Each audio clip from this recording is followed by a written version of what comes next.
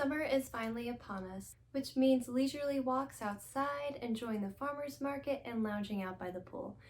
But most importantly, it also means summer reading. Today we're going to be talking about my summer TBR list. First off, I'd like to talk about Malibu Rising by Taylor Jenkins Reid. Now this book follows Mick Rivas and his very famous family. You may recognize the name Mick Rivas if you read The Seven Husbands of Evelyn Hugo. Now this follows a tumultuous family vacation following the Rivas family. Nina, the talented surfer and supermodel, Jay and Hud, the champion surfer and photographer respectively, their baby sister Kit, and their father, the legendary singer Mick Rivas. Nina Rivas, his wife, is throwing an end of the summer party that will ultimately end in tragedy. Now, I have read 3 of Taylor Jenkins' books so far: The Seven Husbands of Evelyn Hugo, Daisy Jones and the Six, and Carrie Soto. I was not a big fan of Carrie Soto. I was a little bit disappointed by Daisy Jones and the Six because the entire book was basically a documentary transcript printed out and put into a book. But I love The Seven Husbands of Evelyn Hugo, and I'm really hoping that I get the same love for this book as well. I've heard so many good things about this book, and I'm really excited to read it.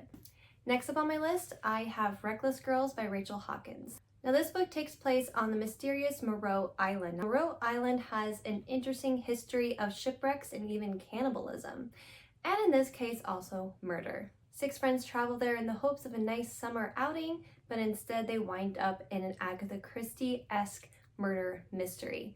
Now I'm really excited about this book because it definitely has the vibes of And Then They Were None mixed in with a little bit of summer drama as well. This will be my first Rachel Hawkins book. I've heard a lot of good things about it, and I'm really hoping that I end up liking this one as well. Speaking of Rachel Hawkins, we have The Villa.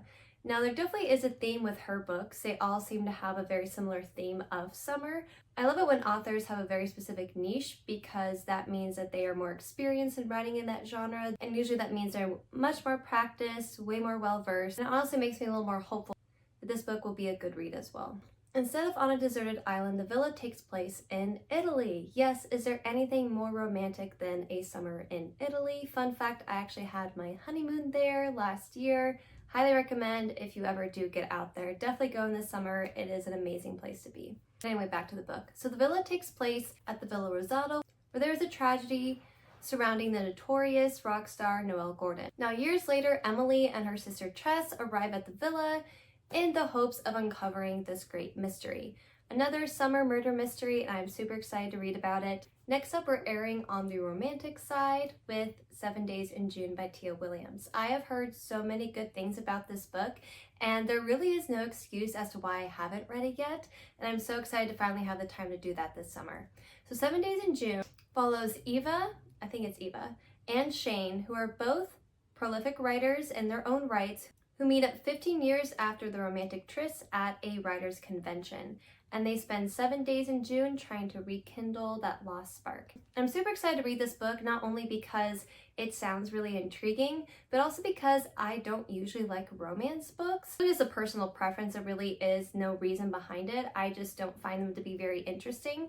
I've heard so many good things about this book, and I really hope that this rekindles my love for the romance genre. In lieu of Bridgerton Season 3 coming out this summer, I have dedicated my remaining TBR summer list to the Bridgerton series. I basically read up to the 4th book, so I've read The Duke and I've read The Viscount Who Loves Me, I've read Benedict's story, An Offer from a Gentleman, which has not been covered by the series yet. I was kind of disappointed that this is the wrong video for that discussion. And I've also read Romancing Mr. Bridgerton, which is Penelope and Colin's story. And this past season has made me realize that I need to do a lot of catch up. So this summer, I'm dedicating my time to reading Queen Charlotte's book titled Queen Charlotte because I started watching that series. I never got around to finishing it, and I would really like to do so.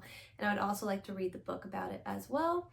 Then I also want to read To Sir Philip with Love, which is about Eloise's love story with the titular Sir Philip. And then I also want to read Francesca's love story when he was wicked because it's very clear from the hints that the show has given us, because it's very clear from the first half of season 3 that we will be exploring Francesca's love story very soon. So I want to make sure that I read that before that season comes out because I would like to get a little bit ahead of the game. So that concludes my summer TBR list for 2024. I am so excited to read these books and get back to you guys and how I feel about them. Make sure to leave a like and comment down below. Let me know what your summer TBR list is. Are any of the books that I have on my TBR list on your list? Did you read any of these books and how do you feel about them? But please don't spoil them for me. And of course, don't forget to hit that subscribe button down below and have a great rest of your day. Stay sexy and keep reading.